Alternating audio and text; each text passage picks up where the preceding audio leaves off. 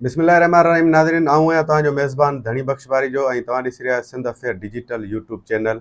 अॼु असीं गुफ़्तगू कंदासीं वज़ीर आज़म शहबाज शरीफ़ ऐं बिलावल भुट्टो ज़रदारी जी गॾियल जेको प्रेस बयान साम्हूं आयो आहे जेको इजलास बैदि उन ते गुफ़्तगू कंदासीं। सिंध जे अंदरि जेके केनाल ठहनि पिया उन केनाल ते सॼी सिंध एहतिजाज करे पई। वज़ीर आज़म जो जेको बयानु आयो उन बयान ते वकीलनि जेको रद्द अमल ॾिनो आहे ऐं जेको कॉम्प्रेस धुरियुनि जेको रद्द अमल ॾिनो सॼे अमल ते गुफ़्तगू कंदासीं। असांजे चैनल खे सब्सक्राइब कंदा, लाइक कंदा ऐं कमेंट करे शेयर कंदा। अॼु सभ खां पहिरीं गुफ़्तगू असांजी इहा आहे त अॼु 7 ॾींहं मुकमल थिया आहिनि सिंध जे वकीलनि जो जेको एहतिजाजी धरणो बबरलो बाईपास वटि जारी आहे। बाईपास वटि हज़ारनि जी तइदाद में माण्हू हर रोज़ धरणे में पहुचनि था। सिंध जा माण्हू सरापा एहतिजाज बणियल आहिनि। सिंध जी क़ौम परस्त शागिर्द हारी नारी वकील सभई जेको सिंधु दरिया जे मथां जेको तकरारी 6 केनाल जेके अॾजनि पिया उन्हनि जे ख़िलाफ़ु सिंध सरापा एहतिजाज बणियल आहे। सिंध जे माण्हू जो एहतिजाज, सिंध में शटरबंद हड़ताल, नेठि पीपल्स पार्टी बि मजबूरन थी एहतिजाजी जलसा कया विया। अॼु सॼो ॾींहुं इहे ख़बरूं गर्दिश में हुयूं त अॼु शाम जेको अहिड़ो ऐलान थींदो, नोटिफिकेशन जारी थींदो त सिंधु जे मथां जेके गैरक़ानूनी केनाल आहिनि उहे वापसि वठण जो फ़ैसिलो थींदो, नोटिफिकेशन जारी थींदो। पर ईअं थियो कोन। शहबाज शरीफ़ जेको आहे पंहिंजे वज़ीरनि सां गॾु ऐं बिलावल भुट्टो ज़रदारी पीपी जो को चेयरमैन हुन सां गॾु वेही जेको आहे फ़ैसिलो ऐलान कयो त CCI जो गॾियल मुफ़ादनि वारी काउंसिल जो इजलास जेको आहे 2 मई ते तलब थींदो। तेसीं ताईं सिंधु जे मथां को बि केनाल अॾजंदो न, को बि केनाल वारो जेको कमु आहे उहो रोकियो वियो आहे। गॾियल सलाह सां जेको आहे CCI जो इजलास हूंदो, पोइ हुन में हथमी को फ़ैसिलो कयो वेंदो। सिंध जा 7 करोड़ माण्हू एहतिजाज कनि पिया। उहे मुतालबो हिकिड़ो ई कनि था त असां कंहिं बि रीति में इहो जेको फ़ैसिलो आहे वफ़ाक़ जो केनाल वारो इन ते असीं न बीहंदासीं। सिंध जा माण्हू एहतिजाज कनि पिया। पर शहबाज शरीफ़ हींअर जेको ताज़ो ई पंहिंजो इहो बयानु ॾिनो त 2 मई ते गॾियल मुफ़ादनि वारी काउंसिल जो इजलास थींदो, उन में वेही गॾियल का सलाह कबी ऐं हिन महिल ते जेको आहे केनालनि वारो फ़ैसिलो फ़िलहालु जेको आहे पोस्टपोन कजे थो ऐं उन्हनि ते कमु जेको रोकियो वञे थो। हाणे हिकिड़ो सुवाल हिते इहो पैदा थो थिए, जॾहिं गॾियल मुफ़ादनि वारी काउंसिल में इहो फ़ैसिलो थियो ई कोन, इन ते जेको गुफ़्तगू थी कोन, त पोइ ही केनाल जेको चोलिस्तान केनाल ठाहिण वारो कमु कीअं शुरू कयो वियो, उनजे लाइ एॾी वरी बजट कीअं रखी वई, इहो बि ॼण त गैर आइनी जेको कमु कयो वियो। इन जे करे ई सिंध जा माण्हू सरापा एहतिजाज बणिजी विया। बिलावल भुट्टो ज़रदारी जो जेको बयानु आयो उन सां गॾु शहबाज शरीफ़ सां त चई असां इन ई ॻाल्हि ते अची तय कयो आहे त जेको केनाल न ठहणु घुरिजनि ऐं गॾियल रज़ामंदीअ खां सवाइ को बि केनाल न ठहे। हाणे 2 मई ते जेको गॾियल मुफ़ादनि वारी काउंसिल जो इजलास थींदो ऐं गॾियल काउंसिल मुफ़ादनि वारी काउंसिल जो तव्हांखे ॿुधायां त 8 मेंबर आहिनि। उन 8 मेंबरनि में उनजो चेयरमैन जेको आहे शहबाज शरीफ़ यानी मुल्क जो वज़ीर आज़म हूंदो। उन सां गॾोगॾु चइनी सूबनि जा वॾा वज़ीर ऐं 3 जेके आहिनि उहे वफ़ाक़ी वज़ीर शामिल आहिनि। टोटल 8 मेंबर आहिनि। 8 मेंबरनि मां शहबाज शरीफ़ चेयरमैन, उन सां गॾु KPK जो वज़ीर आला अली अमीन गंडापुरी ऐं उनखां पोइ जेको बलोचिस्तान जो वॾो वज़ीर सरफराज़ बुगटी ऐं सिंध जो वॾो वज़ीर सैयद मुराद अली शाह, पंजाब जो वॾो वज़ीर जेको आहे मरियम नवाज़ आहे। उन सां गॾोगॾु 2 जेके आहिनि वफ़ाक़ी वज़ीर आहिनि ऐं नायब वज़ीर जेको आहे मुल्क जो नायब वज़ीर आज़म इसहाक़ डार ऐं उन सां गॾोगॾु वफ़ाक़ी वज़ीर जेको आहे ख्वाजा आसिफ़ ऐं वफ़ाक़ी वज़ीर अमीर मक़ाम। इहे जेके आहिनि हिन 8 मेंबरनि गॾियल मुफ़ादनि वारी काउंसिल जा। इन में जेको आहे PP जो हिकिड़ो ई वॾो वज़ीर सिंध जो जेको आहे मुराद अली शाह आहे। बलोचिस्तान जो गॾु अथसि जेको सरफराज़ बुगटी ऐं PTI जेको आहे सिंध में सिंधी माण्हुनि सां गॾु एहतिजाज बि करे थी। पर उहो ही केस जेको खणी गॾियल मुफ़ादनि वारी काउंसिल में त ईंदा।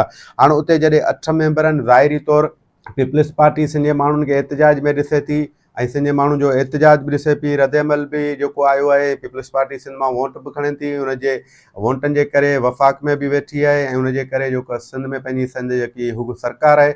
हिकिड़ो सरफराज़ बुगटी बलोचिस्तान जो 2 मेंबर आहिनि। 6 मेंबर यानी कि अली अमन गंडापुरी असां बि हिननि खे गुफ़्तगू करणी पवंदी, निगोसिएशन करणी पवंदी, जॾहिं वञी जेको गॾियल मुफ़ादनि वारी काउंसिल में को अक्सरियत सां को फ़ैसिलो थिए। पर ज़ाहिरी तौरु जेको फ़ैसिलो थियण ॾांहुं अक्सरियत सां वेंदो त उते 5 मेंबर जेके आहिनि पंजाब जा आहिनि। त इहो हिकिड़ो ख़ुदि वॾो सुवालु आहे त CCI में इहो केस पाणी माहिरनि सां गुफ़्तगू थी आहे, असांजी तजिया निगारनि सां गुफ़्तगू थी आहे त गॾियल मुफ़ादनि वारी काउंसिल में जेको केस कमज़ोर थींदो, उहो छो त 8 मेंबरनि मां असां वटि 5 मेंबर ॼण त उन्हनि जा पंजाब जा आहिनि, 3 मेंबर ॿिया जेके आहिनि KPK जो वज़ीर आला, उहो केतिरी ॻाल्हि मञी सघे थो पीपल्स पार्टीअ जी, ऐं उनखां अलावा सरफराज़ बुगटी ऐं सिंध जो वॾो वज़ीर सैयद मुराद अली शाह। सिंध जे माण्हुनि गॾियल मुफ़ादनि वारी काउंसिल खे बि रद्द करे छॾियो आहे त इहो फ़ैसिलो असां करणु न ॾींदासीं, छो त सिंध जे 7 करोड़ माण्हुनि जो इहो बुनियादी मामिलो आहे, बुनियादी मसइलो आहे, जीअण जो मसइलो आहे। सिंध जे माण्हुनि जेको आहे सिंध कोर्ट में, सिंध हाई कोर्ट में, सुप्रीम कोर्ट में जेको ज़मीर घुमरो वियो हो, ऐं उन ते बि सिंध जे माण्हुनि शदीद रद्दमल ॾिनो त ही अदालत ऐं उन सां गॾो गॾु जेको गॾियल मुफ़ादनि वारी काउंसिल में जेकर अक्सरियती राय सां इहो फ़ैसिलो अचे थो त बाद सिंधु दरिया ते 6 केनाल जेको अॾजणु घुरिजनि, त पोइ छा सिंधी माण्हू क़बूल कंदा? सिंधी माण्हू कॾहिं बि जेको आहे इहो फ़ैसिलो क़बूल न कंदा। सिंध जे माण्हुनि वज़ीर आज़म शहबाज़ शरीफ़ जी जेको बिलावल भुट्टो ज़रदारी सां गॾियल जेकी प्रेस कॉन्फ्रेंस हुई, जेको बयानु हो त सिंधु दरिया जे मथां जेके तकरारी केनाल आहिनि, फ़िलहालु जेको असां उहो फ़ैसिलो वापसि वठूं था। 2 मई ताईं गॾियल मुफ़ादनि वारी काउंसिल जो इजलास हूंदो, उनखां पोइ हतमी को फ़ैसिलो कंदासीं, ऐं उनखे जेको सिंध जे माण्हुनि रद्द करे छॾियो। अयाज़ लतीफ़ अली जे चयो त बाबा हिकिड़ो माण्हू चयो थो आउं धाड़ो हणणु अचां थो, फ़िलहालु इहो धाड़ो नथो हणां, 7 ॾींहंनि खां पोइ हणंदुसि, इहो धाड़ो क़बूल न आहे, सिंधूअ ते धाड़ो लॻल, असांखे लॉलीपॉप न ॾियो। सदर वज़ीर आज़म अचनि, गॾियल तौरु वेही नोटिफिकेशन कढी जारी कनि, प्रेस कॉन्फ्रेंस कनि, जंहिंमें नेशनल मीडिया हुजे, सिंधी मीडिया हुजे, ऐं उहे जेको प्रेस कॉन्फ्रेंस करे बाज़ाब्ता तौरु ऐलान कनि त असां सिंधु दरिया जे मथां कंहिं बि रीति केनाल ठहण वारो जेको नोटिफिकेशन आहे उहो रद्द कनि, त पोइ सिंध जा माण्हू मञी सघंदा। हीउ जेको मामिलो आहे इहो ईअं आहे त हिकिड़ो धाड़ेल चवे थो असां जेको आहे धाड़ो हणंदासीं, पर फ़िलहालु कोन थो हणां, 7 ॾींहंनि खां पोइ हणंदुसि। त हिननि अयाज़ लतीफ़ अली जो इन मुकमल जेको वज़ीर आज़म जो जेको बयानु आहे उनखे रद्द करे छॾियो आहे। वकीलनि जो जेको धरणो आहे, आमिर नवाज़ वड़ाइच जी अॻुवाणी में बबरलो बाईपास वटि आमिर नवाज़ वड़ाइच समेत सिंध जे वकीलनि बि रद्द करे छॾियो आहे इन जेको ऐलान खे, शहबाज़ शरीफ़ जे ऐलान खे। उन्हनि चयो त जेसीं ताईं नोटिफिकेशन नथो मिले असांजो एहतिजाजी धरणो जारी रहंदो।